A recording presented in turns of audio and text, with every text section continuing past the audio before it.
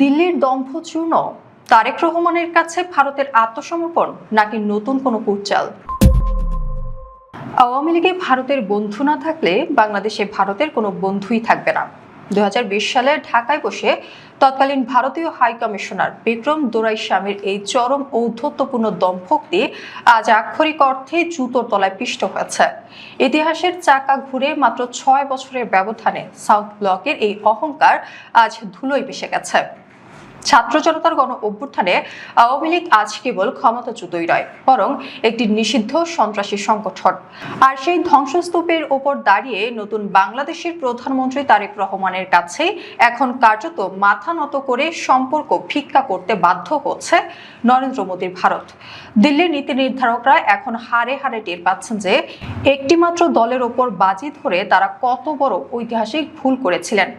আর তাই নিজেদের ভূ রাজনৈতিক স্বার্থ বাঁচাতে এখন প্রধানমন্ত্রী তারেক রহমানকে তোয়াজ করতে রীতিমতো মরিয়া হয়ে উঠেছে মোদী সরকার।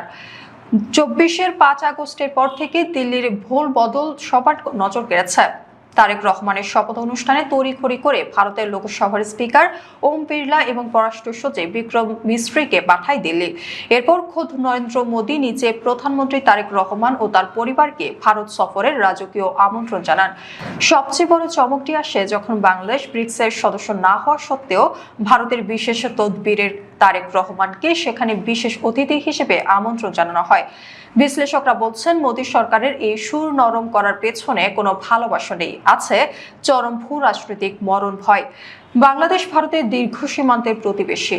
উত্তর পূর্ব ভারতের নিরাপত্তা, ট্রানজিট, বাণিজ্য এবং বঙ্গোপসাগরে কৌশলগত নিয়ন্ত্রণ সবকিছুই নির্ভর করছে ঢাকার মর্জির ওপর। দিল্লি বুঝে গেছে, নতুন বাংলাদেশের সাথে শত্রুতা করলে তাদের উত্তর পূর্বাঞ্চলের নিরাপত্তা তাসের ঘরের মতো ভেঙে পড়বে।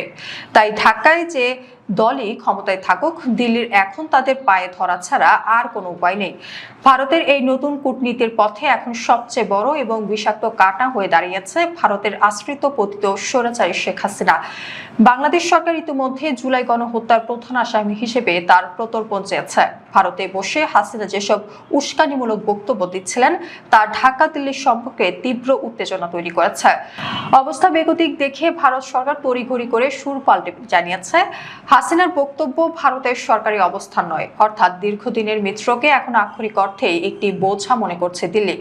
একদিকে হাসিনাকে আশ্রয় দেওয়ার আইনি ও নৈতিক চাপ, অন্যদিকে তারেক রহমান সরকারের সাথে সম্পর্ক উন্নয়নে মরিয়া চেষ্টা।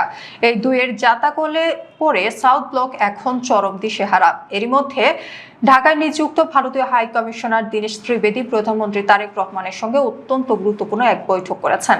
প্রশ্ন উঠেছে, দিল্লি কি সত্যি তাদের আগ্রাসী বাংলাদেশ নীতি বদলে ফেলেছে, নাকি এটি কেবল খাদের কিনার থেকে বাঁচার এক নতুন কৌশলগত অভিনয়? তবে একটি বিষয় আজ দিনের আলোর মতো পরিষ্কার, ঢাকার রিমোট কন্ট্রোল এখন আর দিল্লির সাউথ ব্লকে নেই। প্রধানমন্ত্রী তারেক রহমান ও নরেন্দ্র মোদীর সম্ভাব্য মুখোমুখি বৈঠকে নির্ধারিত হবে দুই দেশের ভবিষ্যৎ। তবে এবার আর কোনো দাদাগিরি নয়, ভারতকে টেবিলে বসতে হবে সমমর্যাদা নিয়ে। ভারত আজ বুঝে গেছে, মির্জাফরদের দিয়ে প্রক্সি শাসন চালানোর দিন চিরতরে শেষ।